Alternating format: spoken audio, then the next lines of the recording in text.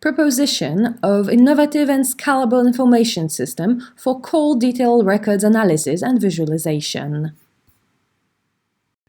Call detail records are one of the most popular information sources used in criminal investigations to quickly identify the key actors and the relations between them.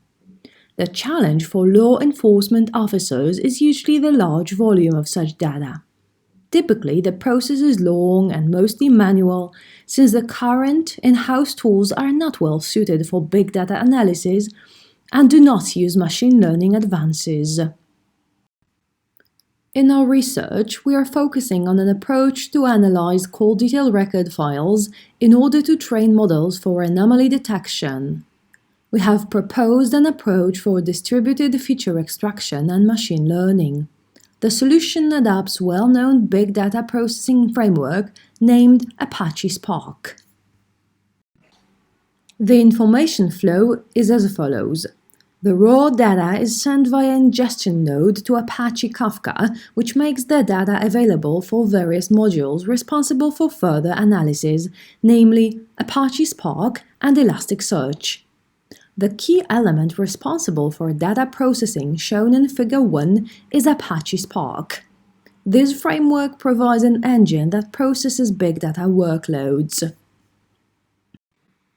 Various patterns emerging from data can be searched visually by means of the Elasticsearch database and Kibana. For that purpose, various call detail record files have been ingested and indexed in the Elasticsearch database. One of the requirements in the test scenario, presented in the experiment section, indicates that one of the proposed platform tasks could be to visualize the most frequent contacts of the provided phone numbers. This can be easily checked by using a filter applied on the data. In Figure 2, a specific number is searched for, and this produces an extensive list of all the calls made by that number. We can further narrow down the list of results using visualization capabilities of the Kibana tool. One of the examples is presented in Figure 3. Moreover, the call detail records also contain information about the geolocation of the base transceiver stations. This allows us to render the most frequent base stations the subscriber joined. The results are shown in Figure 4. Well, usually a single call detail record item does not provide enough information to represent user behavior. Commonly, various clustering techniques are used to group the records by timestamp and caller ID. For such groups, additional statistics can be calculated that potentially allow describing interesting patterns. Therefore, the proposed feature extraction method aggregates the call records in the time windows. For each time window, the records are grouped by the window number and the subscriber number, that is, the phone number which initialized the call. Finally, for each group, several statistics are calculated, such as the number of calls, the total number of unique phone numbers contacted, and average, minimal, and maximal lengths of the call. The general overview of the described process has been shown in Figure 5.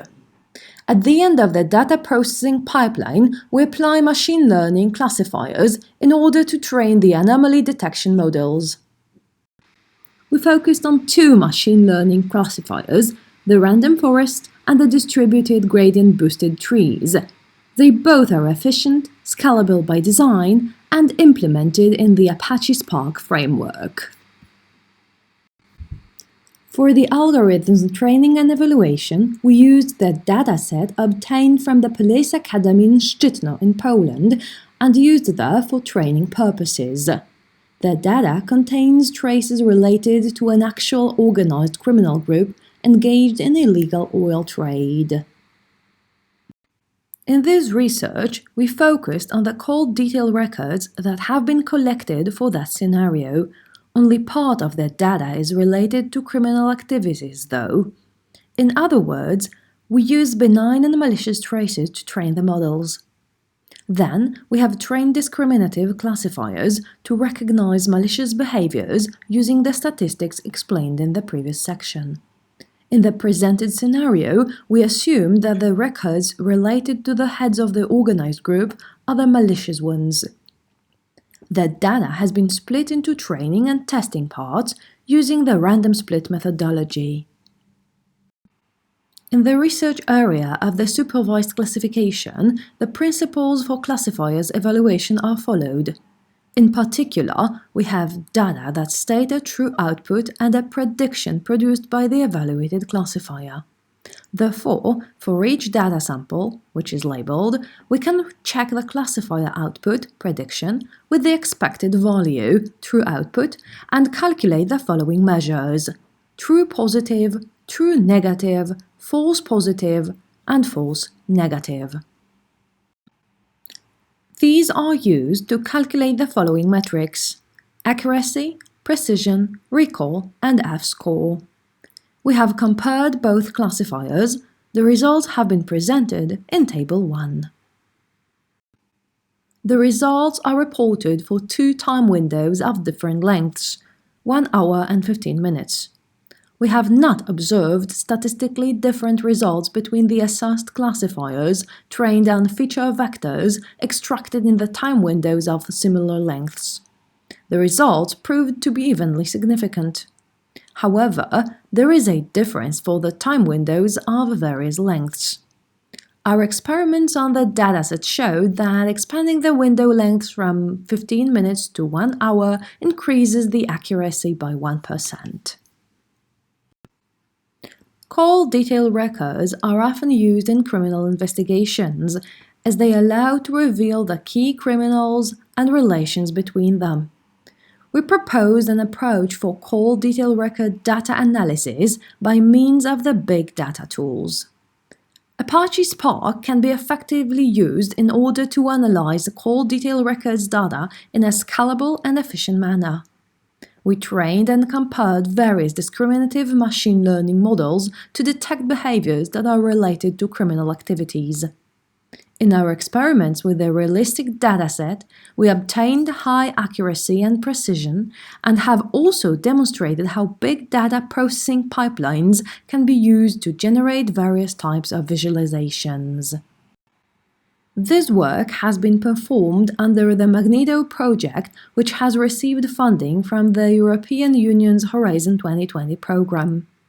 This paper reflects only the author's view, and the European Commission is not liable to any use that may be made of the information contained therein. Thank you for your attention.